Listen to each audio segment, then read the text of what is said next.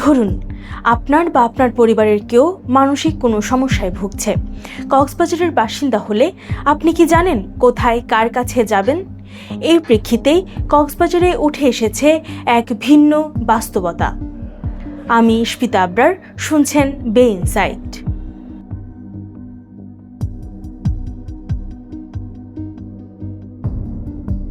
জেলায় নেই সরকারি ব্যবস্থায় মানসিক স্বাস্থ্যসেবা কাঠামো, এমনকি চিকিৎসকও নেই উপজেলা থেকে শুরু করে জেলা সদর হাসপাতালেও।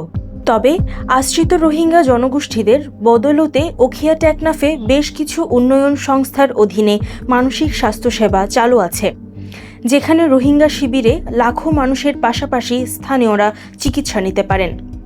2018 সাল থেকে 2026 সালের ফেব্রুয়ারি পর্যন্ত আন্তর্জাতিক সংস্থা মেডিসিন স্যান্স ফ্রন্টিয়ারিস MSF এর তথ্য বলছে 2,40,000-এর বেশি রোহিঙ্গা পেয়েছেন ব্যক্তিগত কাউন্সেলিং, আর 43,000-এর বেশি রোগী নিয়েছেন মনোরোগ বিশেষজ্ঞের চিকিৎসা।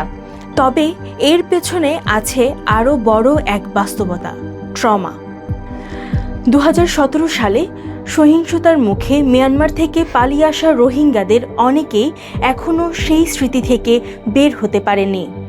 কুতপালং শিবিরের বাসিন্দা রহিমা বেগম বলছিলেন, রাতে ঘুম হয় না, পুরনো কথা মনে পড়ে, সবসময় ভয় লাগে। স্বাস্থ্যকর্মীরা বলছেন বিষণ্ণতা, উদ্বেগ, সাইকোসিস এগুলো এখন খুবই সাধারণ। একজন কাউন্সিলর আমাদের বলেছিলেন, অনেকেই প্রথমে শরীরের অসুখ নিয়ে আসে, পরে বুঝি সমস্যাটা আসলে মনের। উদ্বেগের বিষয় হলো সরকারিভাবে কোনো মানসিক স্বাস্থ্যসেবার কাঠামোই নেই। কক্সবাজার সদর হসপিটালের তত্ত্বাবধায়ক মংটিং অং বলেছেন, বর্তমানে হাসপাতালে কোনো মনোরোগ বিশেষজ্ঞ নেই, আলাদা কোনো স্বাস্থ্য বিভাগও নেই।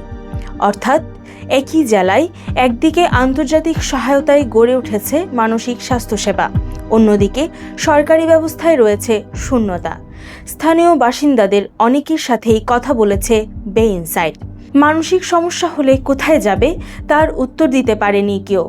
কক্সবাজারের এই চিত্র আমাদের একটি প্রশ্নের সামনে দাঁড় করায়: মানসিক স্বাস্থ্য কি শুধু মানবিক সংকটে সীমাবদ্ধ থাকবে, নাকি এটি সবার জন্য একটি মৌলিক অধিকার হিসেবে নিশ্চিত হবে? দর্শক, বে ইনসাইটের সাথে থাকুন, দেখুন ও পড়ুন। ধন্যবাদ সাথে থাকার জন্য।